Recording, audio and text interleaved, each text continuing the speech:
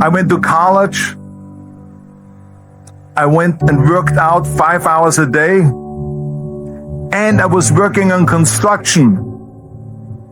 Because in those days in bodybuilding, there was no money. I didn't have the money for food supplements or anything. So I had to go to work. So I worked on construction. I went to college. I worked out in the gym, and at night from 8 o'clock at night to 12 midnight, I went to acting class 4 times a week. So I did all of that. There was not one single minute that I wasted. And this is why I'm standing here today. With the age of 20, I went to London and I won the Mr. Universe contest as the youngest Mr. Universe ever. And it was because I had a goal. You see, if you don't have a vision of where you go, and if you don't have a goal where you go, you drift around and you never end up anywhere. 74% hate their job in America. The majority of people don't like what they're doing because they're really not doing it because they didn't have a goal and they followed this goal.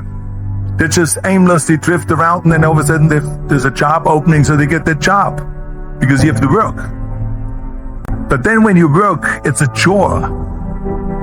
It's work. It's not fun. So if you think about, only a quarter of the people really enjoy what they're doing in life. So people always ask me, when they saw me in the gym in the pumping iron days, they say, why is it that you're working out so hard? 5 hours a day, 6 hours a day, and you have always a smile on your face. The others are working out just as hard as you do, and they look sour in the face. Why is that? And I told people all the time, I said, because to me, I'm shooting for a goal.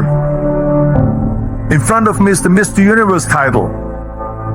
So every rep that I do gets me closer to accomplishing that goal, to make this goal, this vision, turn into reality. Every single set that I do, every repetition, every weight that I lift will get me a step closer to turn this goal into reality. So I couldn't wait to do another 500-pound squat. I couldn't wait to do another 500-pound bench press. I couldn't wait to do another 2,000 reps of sit-ups. I couldn't wait for the next exercise. So let me tell you something, visualizing your goal and going after it makes it fun. You got to have a purpose no matter what you do in life. You got to have a purpose. And Muhammad Ali worked his butt off.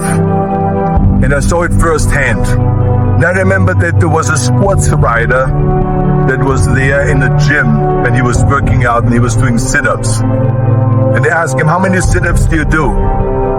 And he said, I don't start counting until it hurts. Now think about that. He doesn't start counting his sit-ups until he feels pain. That's when he starts counting. That is working hard. And so you can't get around the hard work. It doesn't matter who it is. Work your ass off. There is no magic pill. There is no magic out there.